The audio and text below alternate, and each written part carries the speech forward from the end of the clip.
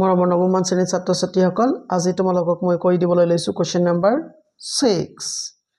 exercise 6.3 ইয়াত কি কৈছে না তোমালোকক চিত্ৰ 4.44 ত ট্ৰায়াঙ্গেল PQR বাহুক S বিন্দুলৈ বঢ়াই দিয়া হল যদি এংগল PQR আৰু এংগল PRS ৰ সমদ্বিখণ্ডক দুডালে T বিন্দুত মিলিত হয় তেন্তে প্ৰমাণ কৰা যে angle QTR = half of angle QPR তাৰ মানে তোমালোকক কৈছে যে এই কোণটো এইটো কোণৰ আধা বুলি তোমালোকক প্ৰমাণ কৰিব লাগে ফাইন তোমালোকে সলিউশন দিবা সলিউশন দিয়াৰ পিছত তোমালোকে কি লিখিবা এটো লক্ষ্য কৰিছ নহয় এই ত্ৰিভুজৰ ক্ষেত্ৰত এইটো হল তোমালোকৰ বহিক কোণ মানে এই কোণটো এটা বহিক কোণ তেনহলে তোমালোকে লিখিব পাৰিবা এই বহিক কোণ হল ইয়াৰ ধ্ৰুৱবৰ্তী অন্তস্থ কোণ দুটাৰ যোগফলৰ সমান তাৰ তোমালোকে লিখিব পাৰা এংগল TRS ইকুৱেল টু কি লিখিম আমি QTR angle QTR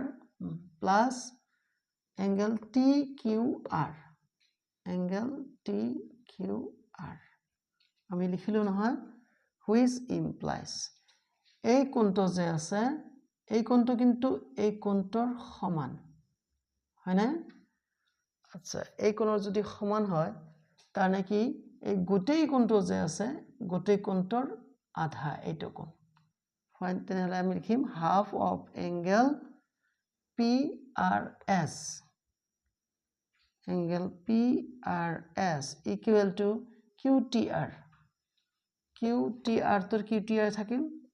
QTR plus angle TQR মানে এই কোণটো এই গোটেই কোণটোৰ কিন্তু আধা তেনেহলে আমি ইয়াত লিখিম half of angle PQR লিখিলা নহয় which again implies তোমালোকে কৰা কি এটুক ইফালে লৈ আহা তেনেহলে ইয়াত আধা থাকিল ইয়াতো আধা আছে আধা আমি কমন ললো কমন লোৱাৰ পিছত এংগল PRS এটো ইফালে আহিল মানে minus angle PQR equal to এটো কি আছে এটো ইয়াতে থাকিল QTR ফাইন এখিনি আমি পাই গলো ইয়াত ব্ৰেকেট তোমালোকে দি দিলা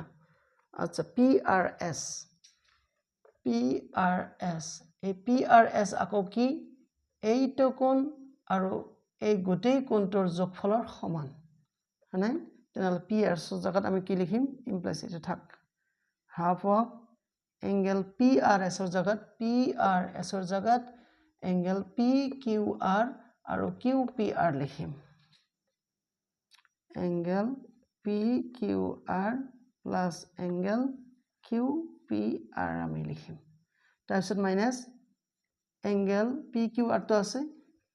angle PQR আছে নহয় ব্ৰ্যাকেট ক্লোজ কৰিলা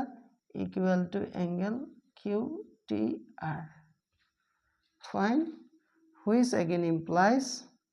ইয়াত তোমালোকে লক্ষ্য কৰিছা আমাৰ PQR আছে নহয় এই দুটা তোমালোকে কাটি পেলালা তেনেহলে থাকিল ইয়াত half of angle QPR is equal to এটা থাকিল angle QTR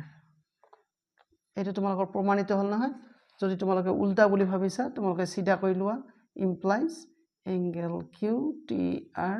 equal to half of angle QPR হৈ গল তোমালোকৰ proved আশা কৰিছো তোমালোকে বুজিব পাৰিছা অংকটো খুব ইম্পৰ্টেন্ট আৰু আজি তোমালোকৰ এক্সাৰসাইজ 6.3 শেষ হল আৰু এটা খুব ইম্পৰ্টেন্ট তোমালোকৰ পৰীক্ষাত আহাৰ খুব চান্স আছে গতিকে তোমালোকে ফলো আপ কৰিবা ইয়াত হৈছে কি তোমালোকৰ কোনটো থিওৰেম ইউজ কৰিছো যে ত্ৰিভুজ এটাৰ বহিস্থ কোণ ইয়াৰ ধ্ৰুৱবৰ্তী অন্তস্থ কোণ দুটাৰ যোগফলৰ সমান এইটো থিওৰেম আমি ইউজ কৰিছো গতিকে তোমালোকে প্লিজ মোৰ চেনেলটো সাবস্ক্ৰাইব কৰিবা সোৱাৰ কাৰণে ধন্যবাদ